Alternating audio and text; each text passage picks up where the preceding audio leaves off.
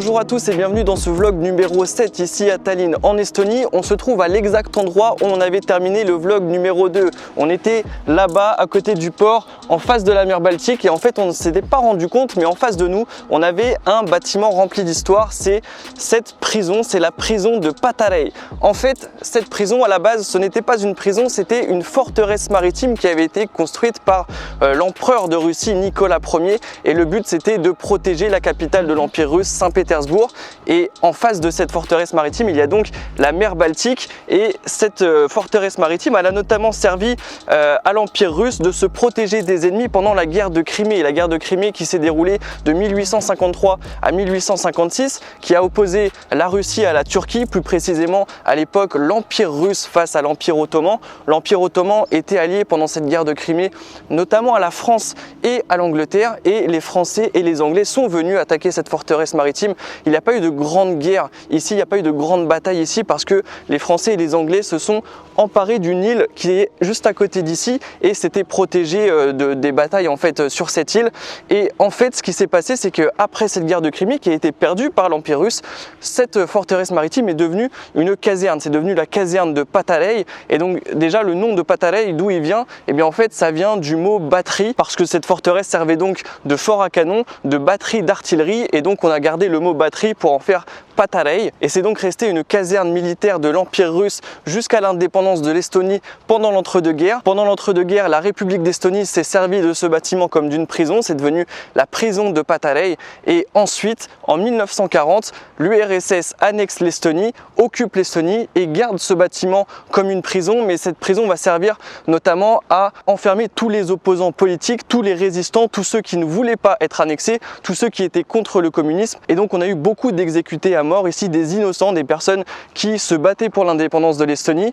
Ensuite, en 1941, l'Estonie, ici, Tallinn, ça a été occupé par les Allemands. Donc cette prison a continué d'exercer, mais avec une violence qui était encore plus grande. Cette prison a une très forte histoire liée à la Seconde Guerre mondiale. On y reviendra un petit peu plus tard dans la vidéo. Mais à la fin de la Seconde Guerre mondiale, l'Estonie fera partie de l'Union soviétique. Cette prison continuera d'exercer. Cette prison sera toujours le lieu d'exécution à mort d'opposants politiques à l'URSS. Et comme je vous le disais la semaine dernière, l'Estonie retrouvera son indépendance seulement au début des années 90. Ça deviendra une prison entre guillemets normale jusqu'en 2002 où cette prison a fermé ses portes et les derniers détenus ont été envoyés dans une autre prison en Estonie.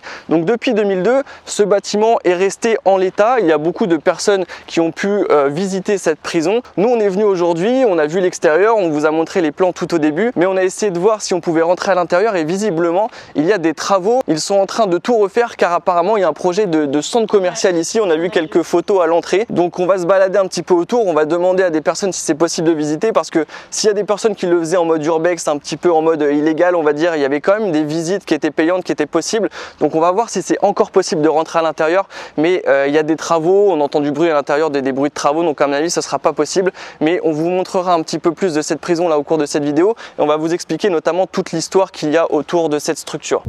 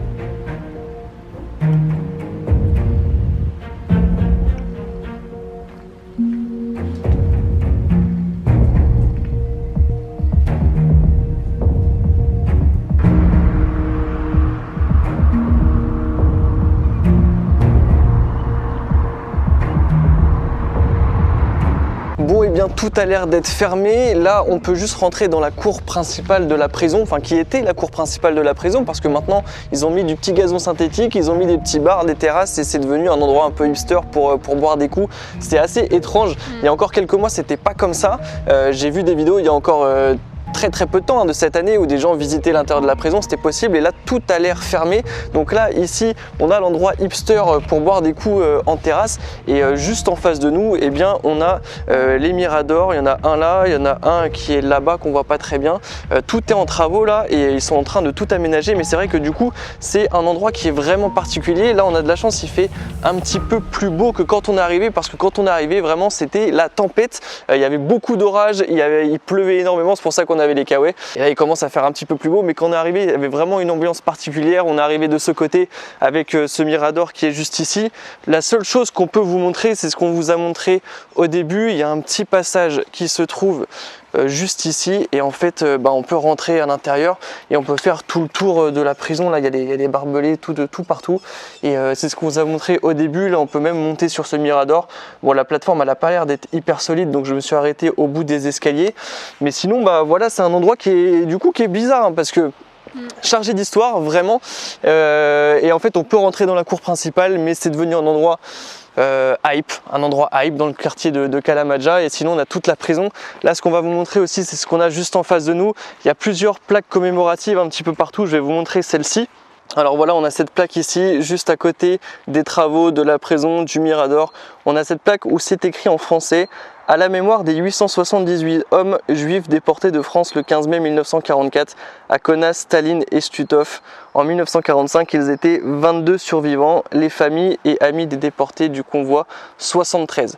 Donc vraiment, c'est un endroit qui est très lourd, très chargé d'histoire, et c'est vraiment particulier de voir que on en fait un endroit en mode centre commercial où on peut boire des coups comme si de rien n'était.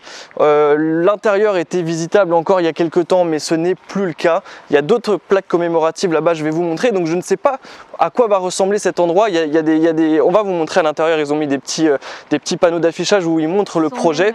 Servi des lits pour faire des... Ouais, on va vous montrer, il y a même les lits des prisonniers, ils en sont servis pour faire des décors, c'est assez particulier. Voilà, donc là ici à l'entrée, on a plusieurs plaques. On a notamment celle-ci, la petite, où c'est écrit le 15 mai 1944, les nazis ont déporté de France 878 juifs à destination de la Lituanie et de l'Estonie. La moitié de ce convoi fut anéanti à Tallinn. N'oublions jamais ces victimes de la haine raciale. On a aussi ici une autre plaque où c'est écrit en français: à la mémoire des 878 hommes juifs déportés de France le 15 mai 1944, exterminés à Kaunas et à Tallinn. Nous sommes vos fils et vos filles, vos frères et vos sœurs, vos épouses, vos petits-enfants. Nous sommes une partie de vous-même. Vous êtes à jamais dans nos mémoires, dans nos cœurs, dans nos vies. Les familles et amis des déportés du convoi 73. Quand on rentre à l'intérieur, c'est spécial, hein. Là, il y a une petite affiche tout en couleur, et on arrive ici, il y a de la musique, il y a de quoi se restaurer. Donc là, on est vraiment dans la cour centrale de l'ancienne prison de Patalay. Là, on a plusieurs panneaux d'affichage qui rappellent la mémoire de ce lieu. Donc voici à quoi ressemblait la prison.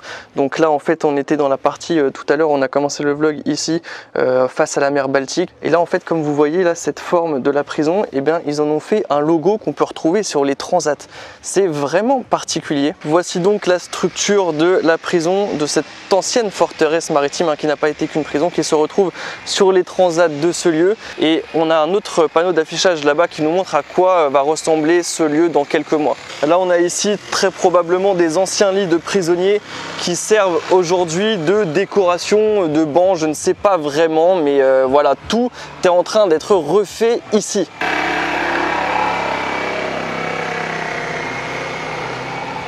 Donc ici, comme vous le voyez, on est en plein cœur de la prison, et on a ici un panneau d'affichage qui montre le projet. C'est écrit "The future is beautiful", donc le futur est beau, et voici donc ce qu'ils vont en faire, et voici à quoi ça va ressembler à l'intérieur. Donc vraiment tout va changer ici, et c'est écrit "Patalay Sea Fortress will be finished in 2026 and Tallinn will finally be open to the sea. This will be your new favorite area in Tallinn, a new landmark, a new heart by the sea. Locals and visitors alike will come to Patalay Sea Fortress to visit, live, work and spend time." Voilà, c'est ce que je vous disais aussi tout à l'heure, c'est que cet endroit a un lourd passé, et il a été le lieu d'exécution de nombreux Estoniens qui étaient des innocents et peut-être qu'ils veulent en finir avec cet endroit, peut-être qu'ils veulent laver le passé, on va dire, et vraiment, comme ils disent, s'ouvrir au monde, s'ouvrir à la mer et ne plus faire de ce lieu un lieu lourd d'histoire. Donc ça peut se comprendre dans un sens, mais c'est vrai que cette période de transition là, elle est vraiment particulière. Encore une fois, je me répète, mais c'est vrai qu'on ne s'attendait pas à trouver ça ici, surtout quand on voyait les photos et les différentes vidéos qu'on pouvait trouver sur internet sur ce lieu. Donc l'intérieur, on ne pourra pas vous le montrer, mais voici donc le lieu aujourd'hui tel qu'il est. Je suis sur le montage actuellement et avec Marion, après cette visite, on en a pas mal discuté de ça parce que mine de rien, ça suscite un débat de créer un tel lieu de vie à cet endroit. Et donc en rentrant, j'ai fait quelques recherches sur internet pour en savoir un petit peu plus et voici ce que j'ai trouvé. La forteresse maritime de Patarei, ancien complexe pénitentiaire abandonné, a été vendue à une société d'investissement fin 2019 pour un total de 4,6 millions d'euros. Et cette société d'investissement a déclaré qu'elle avait l'intention de construire un centre urbain moderne comprenant des appartements, des magasins, des cafés et des bureaux. Sera aménagée également une promenade le long de la plage. Dites-nous en commentaire ce que vous en pensez, quel est votre avis sur le sujet. Est-ce que ça vous choque que l'on puisse créer un tel complexe dans un lieu comme celui-ci? Jusque-là, la prison, elle était restée en état, on pouvait la visiter, il y avait à l'entrée une exposition pour sensibiliser sur les horreurs qui ont été commises à cet endroit et il n'y a plus rien de tout ça. Désormais, c'est en reconstruction, en rénovation et ils ont ce projet pour 2026, donc de complexe avec toutes sortes de choses. Alors, on en a discuté après avec Marion, est-ce que c'était peut-être de notre côté un petit peu de frustration, peut-être du voyeurisme de vouloir aller à cet endroit et de voir ce qui s'était passé. On peut comprendre les Estoniens de vouloir avoir un lieu de vie positif à cet endroit parce qu'il faut rappeler mine de rien que l'endroit a été vraiment terrible dans une période d'occupation communiste, dans une période d'occupation nazie. Pendant les périodes d'indépendance de l'Estonie, c'était une simple prison entre guillemets, donc on peut comprendre que les Estoniens souhaitent un nouveau lieu de vie. J'ai vu aussi sur le site de la prison de Patarei qu'il parle également d'un projet pour 2026 de construction d'un musée international des victimes du communisme et d'un centre de recherche sur les crimes communistes. Le musée il est prévu sur une surface d'environ 5000 m² dans la partie est du bâtiment avec d'authentiques cellules de prison, une chambre d'exécution et différents couloirs. Donc on peut imaginer qu'il y aura un musée dans ce nouveau complexe où il y aura donc des appartements, des magasins, des cafés, des bureaux. Est-ce que ça vous choque ou est-ce que vous seriez pour aussi en France ou dans d'autres pays européens d'avoir des lieux comme ça, des lieux qui sont très, très marqués historiquement et d'en faire des lieux de vie positifs? La question se pose et j'avais envie de vous poser cette question. Maintenant, je vous remets dans le vlog. Il reste une petite partie quand même. Nous, ce qu'on va faire, c'est qu'on va se diriger probablement vers la vieille ville et on va aller se trouver quelque chose à manger pour terminer ce vlog et terminer cette journée. Il a fait pas très beau aujourd'hui. Vous avez vu des plans où il y avait du soleil, mais honnêtement, quand on est arrivé, c'était vraiment des éclairs, des orages. Ça a annoncé une vidéo bizarre, hein, franchement. Mais là, il a l'air de faire plutôt bon. On va voir. On va aller se poser. On va essayer de trouver une terrasse parce qu'on peut pas encore manger à l'intérieur des restos, mais on va aller se trouver une terrasse et on va se trouver un bon petit plat.